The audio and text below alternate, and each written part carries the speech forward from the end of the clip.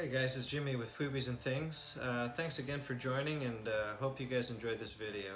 Today I'll be talking about the travel and transport of my vehicle, the process I went through to purchase the vehicle, and my experience and some of the things I learned while being at Copart. Hope you guys enjoy. Thanks. Hey guys, so I'm going to be talking about the things that you need to have before you get going on your trip. First one is obviously plan accordingly depending on how far the trip is going to be. A 30-minute drive is certainly different than a 4-hour trip. And that's pretty self-explanatory. I'm not going to go into all that. But tools are something I thought I was going to be able to use the first time I went to Copart. They don't let you use tools inside Copart. And they won't let you use a battery booster either. If your car is a run and drive and you want to turn it on, they won't let you use your own. And you got to think about it. Until you purchase the car, that car can still potentially be somebody else's car. So there's no way they're going to let you mess around with it. The tools you should consider taking are tools that you would need for the car once the car is on the trailer, all the way to the time that you get it to a shop or to your home.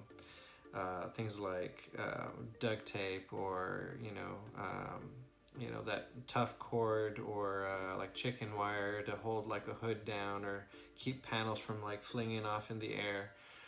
If you're worried about that, then certainly take that. The other thing is you can definitely take a battery booster if your car is a run and drive, so that you can drive it off the trailer, but again, you can't take that in. The other thing is obviously like driver's license. Make sure you have money for gas.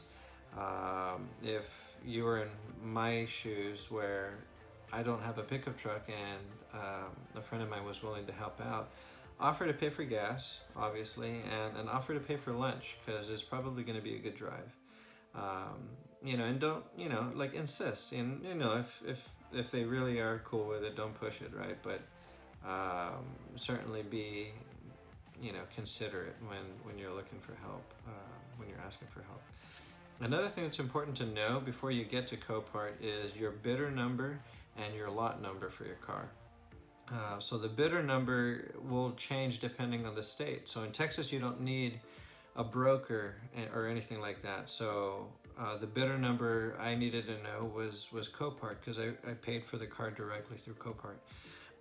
If you go through New York or Florida or California, a lot of these other states require you to use a broker. So if you purchase a car through a broker, make sure you know your broker bidder number or a membership number. And the other thing is take a camera. Have some fun recording with a camera, a GoPro or something, especially if you're starting off, because you never know if later on you would have liked to make an album or see how far a car has come. You certainly don't want to kick yourself in the behind, wishing you had. But some of you guys have been doing it for a long time, and you really don't care to have that documentation or whatever. The last thing is, if you have any questions, like one business day or two before, just call up Copart and say, hey, look, I purchased a vehicle. I just want to make sure I have my ducks in order. What do I need? This is what I have so far. And they'd be happy to help you out. My experience with Copart here in Texas has been really nice. So there you go. Okay guys, walking in, we just finished visiting Walmart, and then got some more fuel for the pickup truck. We're in my friend's F-150, like I said, and we're about to head into Bank of America so I can get my secured payment, and then we'll go to U-Haul, pick up the trailer, and then do the car. Okay, so here we're going onto the Copart website, and if we go to support, and then we go to common questions, we can go to payment.